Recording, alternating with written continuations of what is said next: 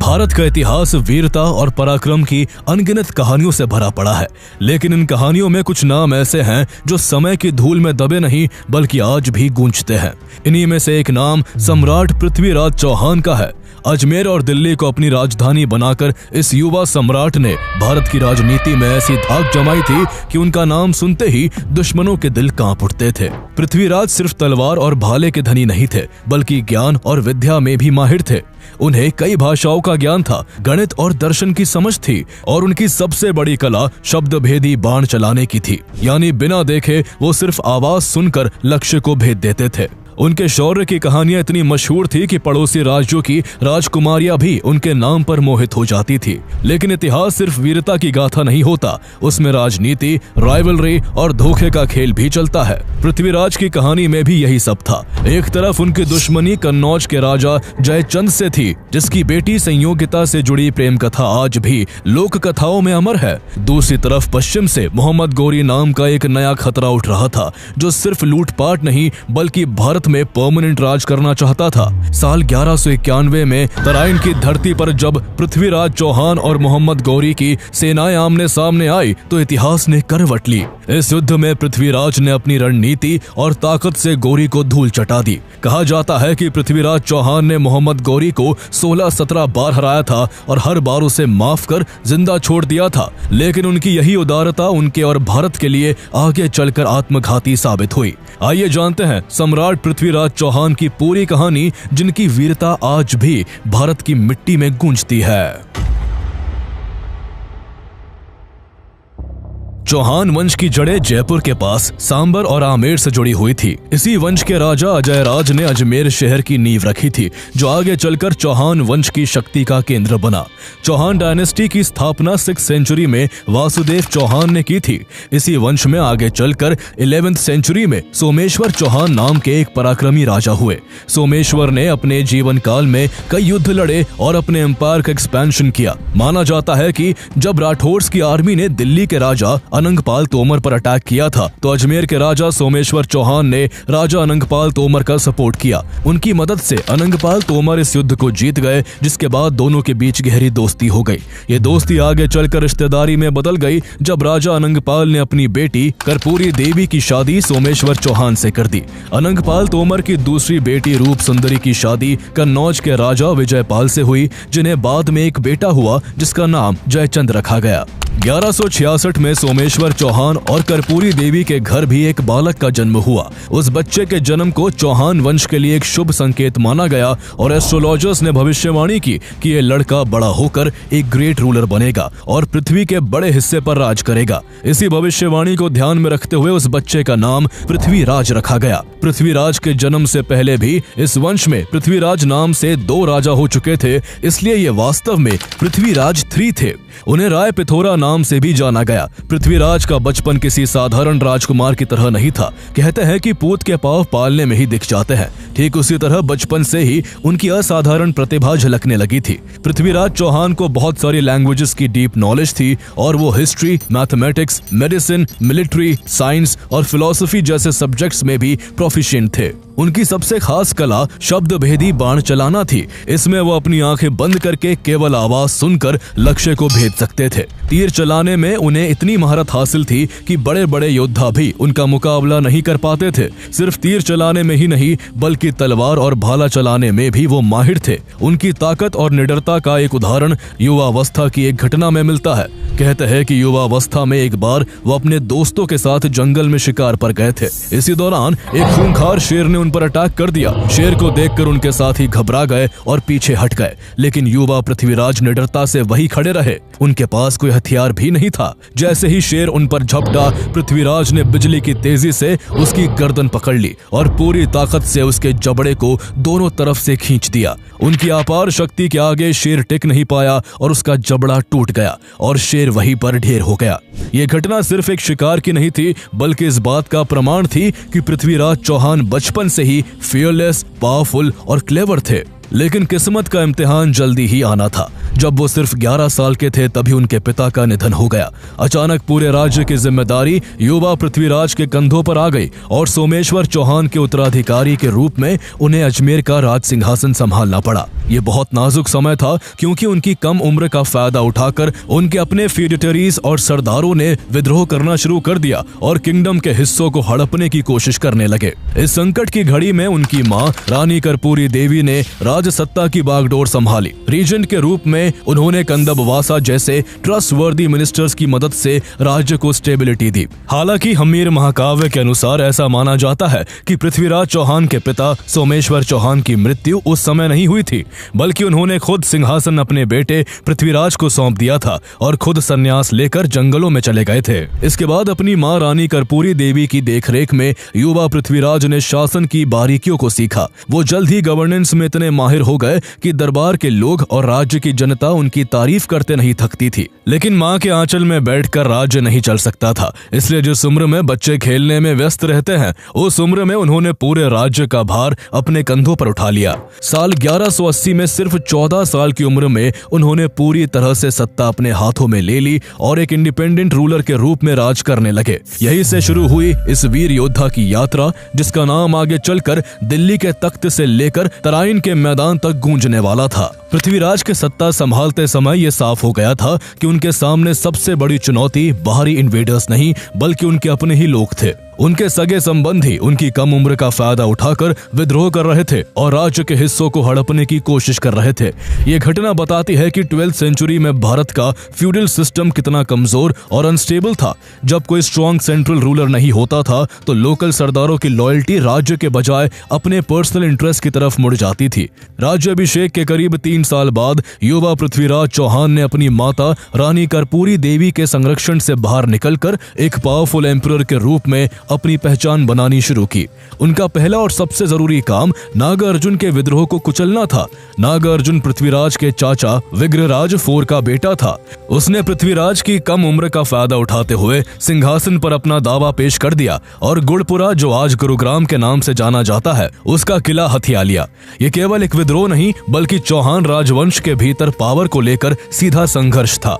पृथ्वीराज चौहान ने पैदल, घुड़सवार, ऊंट और हाथी वाली एक बड़ी सेना लेकर गुड़पुरा को घेर लिया और नागार्जुन को युद्ध में हराकर किला और उसके आसपास का इलाका वापस अपने कंट्रोल में ले लिया। पृथ्वीराज विजय महाकाव्य के अनुसार उन्होंने नागार्जुन के कई सैनिकों को पकड़कर उनके सिर काटकर अजमेर के किले की दीवारों पर लटका दिए।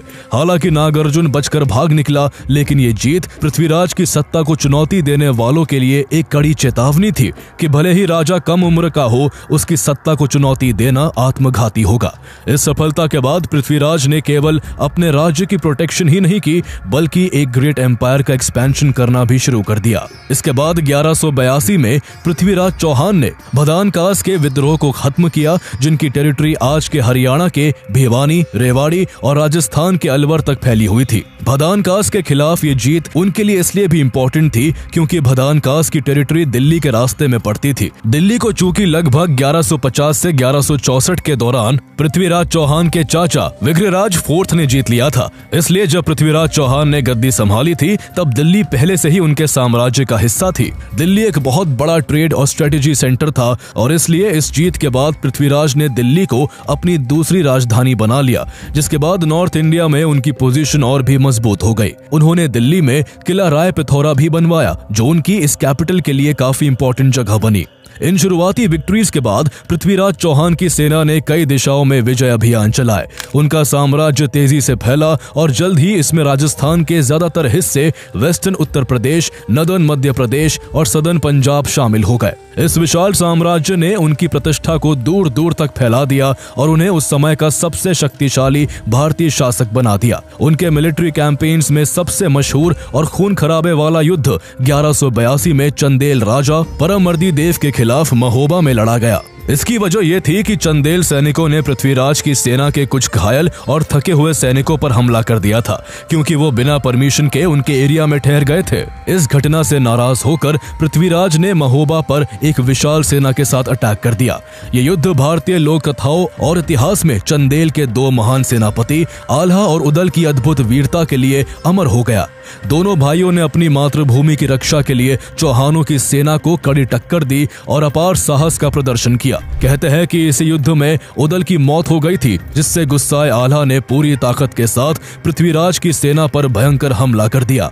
आल्हा के सामने उस समय जो भी आया वो मारा गया, लेकिन आखिर में इस युद्ध में चंदेलों की हार हुई। पृथ्वीराज ने महोबा पर विजय प्राप्त की और परमर्दी देव को भागना पड़ा। ये पृथ्वीराज के साम्राज्य के विस्तार के लिए एक बड़ी जीत थी। हालांकि ये जीत आसानी से नहीं मिली थी। इस युद्ध में पृथ्वीराज को भी भारी नुकसान हुआ था और इसमें उनकी सेना के कई बहादुर सैनिक मारे गए थे। इसी दौरान पृथ्वीराज की एक और ताकतवर राजवंश से राजनीतिक दुश्मनी खुलकर सामने आ गई। ये दुश्मनी कन्नौज के गाहड़वाल राजा जयचंद के साथ थी। दोनों ही राजा अपने अपने साम्राज्य को दूर दूर तक फैलाना चाहते थे, इसलिए उनके बीच राइवलरी थी।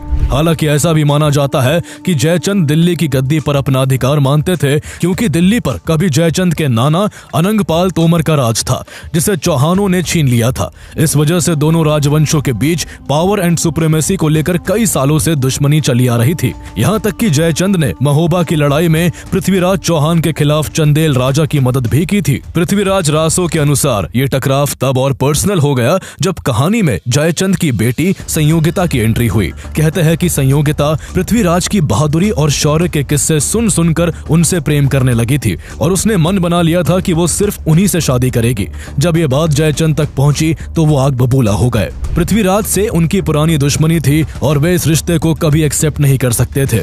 जयचंद ने अपनी बेटी के इस प्रेम को अपनी और अपने राज्य की इंसल्ट के रूप में देखा। इसी इंसल्ट का बदला लेने के लिए जयचंद ने एक चाल चली और एक भव्य स्वयंवर का आयोजन किया। स्वयंवर प्राचीन भारत की एक प्रथा थी, जिसमें शादी के योग्य राजकुमारी के लिए कई वर एक सभा में इकट्ठे होते थे और राजकुमारी अपनी पसंद से उनमें से किसी एक को चुनती थी। जयचंद ने भारत के सभी प्रमुख राजाओं और राजकुमारों को इनवाइट किया, लेकिन जानबूझकर अपने सबसे बड़े दुश्मन पृथ्वीराज को नहीं बुलाया। इतना ही नहीं, जयचंद ने पृथ्वीराज का और भी अपमान करने के लिए उनकी एक स्टैचू बनवाई और उसे दरबार के मेन गेट पर एक द्वारपाल की जगह पर खड़ा कर दिया। किसी तरह इस बात की भनक पृथ्वीराज चौहान को लग जाती है। जब स्वयंवर का दिन आया तो सभी राजा अपनी जगह पर बैठ गए, लेकिन संयोगिता ने किसी को भी नहीं चुना। संयोगिता सब राजाओं को नजरअंदाज करती हुई सीधी पृथ्वीराज की मूर्ति के पास गई और माला उस मूर्ति के गले में डाल दी। ठीक उसी मोमेंट पर पृथ्वीराज, जो अपने कुछ सैनिकों के साथ गुप्त रूप से वहां मौजूद थे, वो सामने आए और उन्होंने सबकी आंखों के सामने संयोगिता को अपने घोड़े पर बिठाया और कन्नौज से दिल्ली की ओर निकल गए। रास्ते में जयचंद की सेना ने उनका पीछा किया, लेकिन पृथ्वीराज संयोगिता को सुरक्षित दिल्ली ले जाने में सफल रहे और उन्होंने उनसे शादी कर ली। हालांकि संयोगिता और पृथ्वीराज की ये प्रेम कहानी सिर्फ पृथ्वीराज रासो में ही देखने को मिलती है और कई हिस्टोरियंस इस घटना को काल्पनिक मानते हैं, लेकिन इतना तो तय है कि पृथ्वीराज और जयचंद के रिश्ते कभी अच्छे नहीं रहे। ये टकराव इतना गहरा था कि जब भारत पर फॉरेन इन्वेडर्स का खतरा मंडरा रहा था, तब भी ये दोनों राजा एक दूसरे का साथ देने को तैयार नहीं हुए। इसके अलावा महोबा का युद्ध जीतने के बाद पृथ्वीराज ने एक शक्तिशाली पड़ोसी को अपना परमानेंट एनिमी बना लिया था। इसका नतीजा ये हुआ कि इस आपसी रंजिश के कारण कभी एक ऐसा पावरफुल अलायंस नहीं बन पाया जो विदेशी शक्तियों को भारत की धरती पर कदम रखने से रोक पाता, और यही राइवलरी आगे चलकर भारतीय इतिहास की दिशा को हमेशा के लिए बदलने वाली थी। एक तरफ सम्राट पृथ्वीराज चौहान अपने एम्पायर का एक्सपेंशन कर रहे थे, वहीं दूसरी तरफ पश्चिम में एक नया और खतरनाक दुश्मन उभर रहा था। यह दुश्मन था ambitious and ruthless invader Muizz al Din Muhammad ibn Sam, जिसे भारत में मोहम्मद गोरी के नाम से जाना जाता है। मोहम्मद गोरी घुरिद डायनेस्टी का रूलर था, जिसका साम्राज्य आज के अफगानिस्तान में फैला हुआ था। उसका मकसद भारत में केवल लूटपाट करना नहीं था, बल्कि वो इंडिया में अपना परमानेंट एम्पायर स्टैब्लिश करना चाहता था।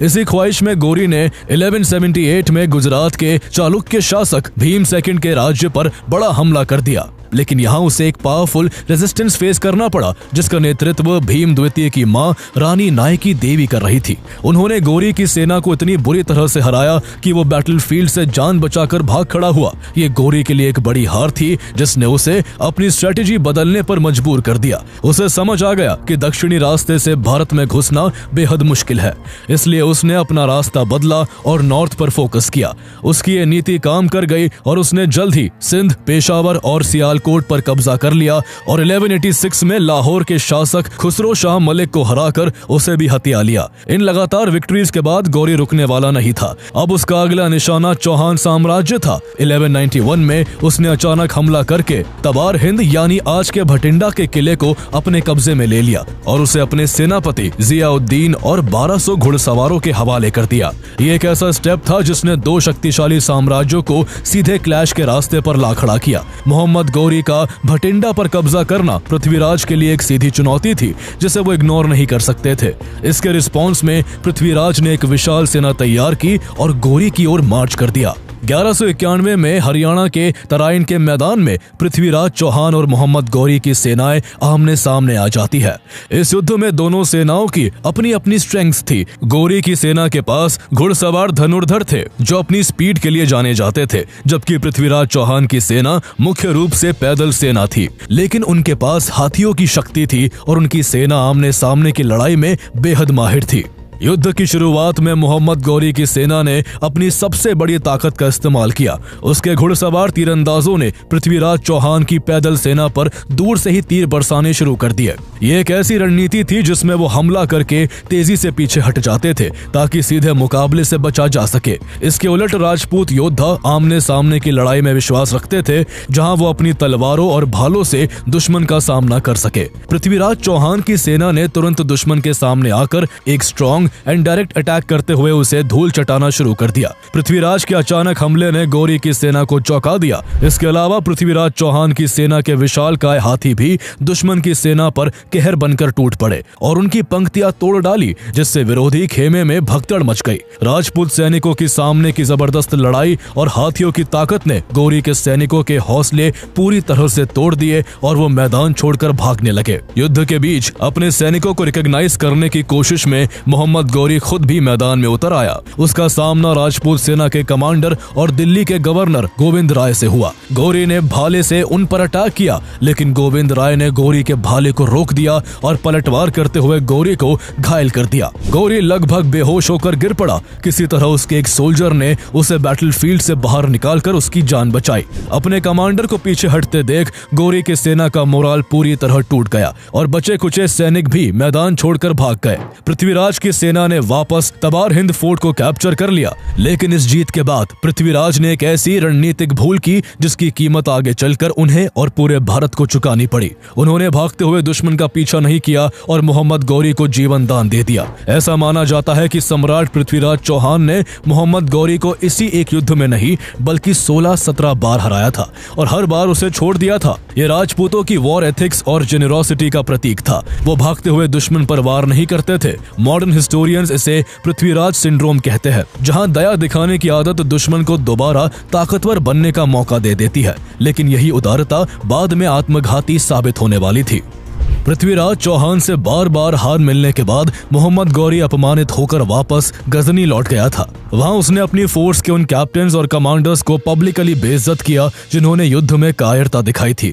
गौरी ने कसम खाई कि जब तक वो अपनी हार का बदला नहीं लेगा तब तक अपनी अय्याशी भरी जिंदगी से दूर रहेगा। इसी संकल्प के साथ उसने अपनी सेना को फिर से ऑर्गेनाइज किया। इस बार उसने डिसिप्लिन, मोबिलिटी और डिसेप्शन पर ज्यादा से ज्यादा जोर दिया। पूरी तैयारी करने के बाद 1192 में उसने फिर से बठिंडा पर कब्जा कर लिया, जिसे सिर्फ 1 महीने पहले ही चौहानों ने वापस हासिल किया था। इस खबर से पृथ्वीराज चौहान गुस्से से भर उठे। उन्होंने सेना तैयार की और गौरी का सामना करने के लिए एक बार फिर तराइन की ओर मार्च कर दिया। लेकिन इस बार उनकी सेना पहले से कमजोर थी, क्योंकि उनके कई सेनापति पिछले महीनों से अलग अलग अभियानों में व्यस्त थे। तराइन के मैदान में एक बार फिर दोनों सेनाएं आमने सामने थी। पृथ्वीराज ने संदेश भेजा कि अगर गौरी बिना लड़ाई के वापस लौट जाए तो उसे जाने दिया दिया जाएगा, वरना इस बार उसे मिट्टी में मिला दिया जाएगा। गौरी ने यहाँ पर एक जाल बिछाया और उसने एक चाल चलते हुए शर्त मानने का नाटक किया और कहा कि वो ये फैसला अपने भाई से सलाह लेकर करेगा। असल में गौरी इस दौरान अपनी सेना को तैयार कर रहा था और चौहान सेना पर नजर रख रहा था। इस धोखे ने पृथ्वीराज को गलतफहमी में डाल दिया और उनकी सेना निश्चिंत हो गई और अपनी सतर्कता खो बैठी। यही उनकी सबसे बड़ी गलती साबित हुई। गौरी को पता था कि राजपूत आमने सामने की लड़ाई में बेहद ताकतवर है, इसलिए उसने अपनी सेना को छोटी छोटी यूनिट्स में बांटा और उन्हें निर्देश दिया कि उन पर दूर से हमला करे और जैसे ही राजपूत सेना पलटवार करे वैसे ही लड़ाई छोड़कर वो पीछे हट जाए। गौरी की चाल काम कर गई। जैसे ही उसकी सेना ने राजपूतों पर दूर से हमला किया, पृथ्वीराज चौहान की सेना दुश्मन का पीछा करने लगी, लेकिन ये एक ट्रैप था। लगातार पीछा करने से राजपूत सेना के हाथी, घोड़े और पैदल सैनिक थक गए। रात भर उन्हें आराम करने को नहीं मिला। जब अगली सुबह राजपूत सेना अपने डेली रूटीन्स में बिजी थी और डिसऑर्गेनाइज थी, तब गौरी की सेना ने उन पर अचानक डिसाइसिव अटैक कर दिया। इस धोखेबाजी और स्ट्रेटेजिक क्लेवरनेस के सामने राजपूत सेना टिक नहीं पाई। सम्राट पृथ्वीराज चौहान की हार हुई और उन्हें प्रिजनर बना लिया गया। इस तरह तराइन का दूसरा युद्ध गौरी की डिसाइसिव विक्ट्री के साथ खत्म हो गया। यह हार पृथ्वीराज चौहान की वीरता की कमी के कारण नहीं, बल्कि उनकी स्ट्रेटेजिक चूक और दुश्मन को अंडर एस्टिमेट करने के कारण हुई। उनका तरीका, जिसके तहत भागते दुश्मन को भी जीवन दान दिया जाता था, गौरी जैसे रूथलेस इन्वेडर के सामने बेअसर हो गया, जिसका एकमात्र लक्ष्य किसी भी तरह जीत हासिल करना था। इस हार ने भारत में मुस्लिम शासन की स्थापना का रास्ता खोल दिया और इंडियन हिस्ट्री की डायरेक्शन हमेशा के लिए बदल दी। ऐसा माना जाता है कि कन्नौज के राजा जयचंद ने इस युद्ध में मोहम्मद गौरी का सीक्रेटली साथ दिया था। यही कारण है कि बाद की लोक कथाओं में जयचंद नाम गद्दार का पर्यायवाची बन गया। हालांकि कई इतिहासकार इस कहानी को झूठा मानते हैं। उनके अकॉर्डिंग जयचंद ने भले ही पृथ्वीराज का साथ ना दिया हो, लेकिन वो गौरी के साथ भी नहीं था। हालांकि आगे चलकर मोहम्मद गौरी ने जयचंद को भी हराया और उनकी हत्या कर दी। सेकंड बैटल ऑफ तराइन में हार के बाद सम्राट पृथ्वीराज चौहान का अंत कैसे हुआ, ये आज भी हिस्टोरियंस के बीच डिबेट का सब्जेक्ट है। इस विषय पर कई कॉन्ट्राडिक्टरी व्यूज है। कुछ हिस्टोरिकल सोर्सेज का मानना है कि पृथ्वीराज बैटलफील्ड में ही वीरगति को प्राप्त हो गए थे। वहीं कुछ अकाउंट्स के अनुसार उन्हें प्रिजनर बनाकर अजमेर ले जाया गया, जहां मोहम्मद गौरी ने उन्हें अपने अधीन एक शासक के रूप में बहाल करने का प्रयास किया, लेकिन बाद में कॉन्स्पिरेसी के आरोप में उनकी हत्या कर दी गई। इसके अलावा पृथ्वीराज की मृत्यु के बारे में सबसे पॉपुलर स्टोरी महाकाव्य पृथ्वीराज रासो में मिलती है। इस स्टोरी के अनुसार तराइन के युद्ध में हार के बाद गौरी पृथ्वीराज को प्रिजनर बनाकर गजनी ले गया। वहां उसने उन्हें बहुत यातनाएं दी, लेकिन फिर भी जब सम्राट पृथ्वीराज चौहान की आंखें गौरी के सामने नहीं झुकी, तो मोहम्मद गौरी ने हुक्म दिया कि पृथ्वीराज चौहान की आंखें निकाल ली जाए। उसके हुक्म की तामीर हुई और हथकड़ियों और बेड़ियों में जकड़े निहत्थे पृथ्वीराज चौहान की आंखों में गर्म सलाखें उतारकर उन्हें अंधा कर दिया गया। सम्राट पृथ्वीराज को आंखों का बलिदान स्वीकार था, लेकिन आंखें झुकाना मंजूर नहीं था। इसी दौरान पृथ्वीराज के कोर्ट पोएट चंदबरदाई भी किसी तरह गजनी पहुंचे। उन्होंने देखा कि गौरी पूरे नगर के सामने पृथ्वीराज को अपमानित कर मारने की योजना बना रहा है। चंदबरदाई ने एक चाल चली और गौरी से कहा, सुल्तान, तुम जिसे मृत्यु दंड देने जा रहे हो वो कोई सामान्य राजा नहीं, बल्कि सम्राट पृथ्वीराज चौहान है, जिन्होंने तुम्हें युद्ध के मैदान में दर्जनों बार धूल चटाई है। गौरी ने पृथ्वीराज चौहान का मजाक बनाते हुए कहा कि अब ये अंधा किसी काम का नहीं। इस पर चंदबरदाई ने मोहम्मद गौरी से कहा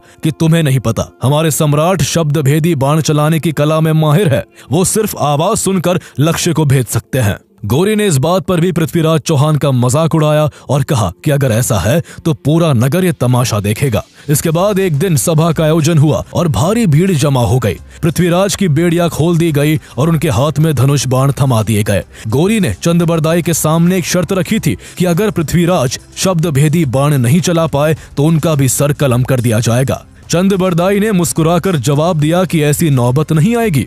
इसके बाद करतब शुरू होता है और चंद्रबरदाई एक दोहा पढ़ते हैं, 4 बास 24 गज अंगुल अष्ट प्रमाण, ताऊ पर सुल्तान है मत चूको चौहान।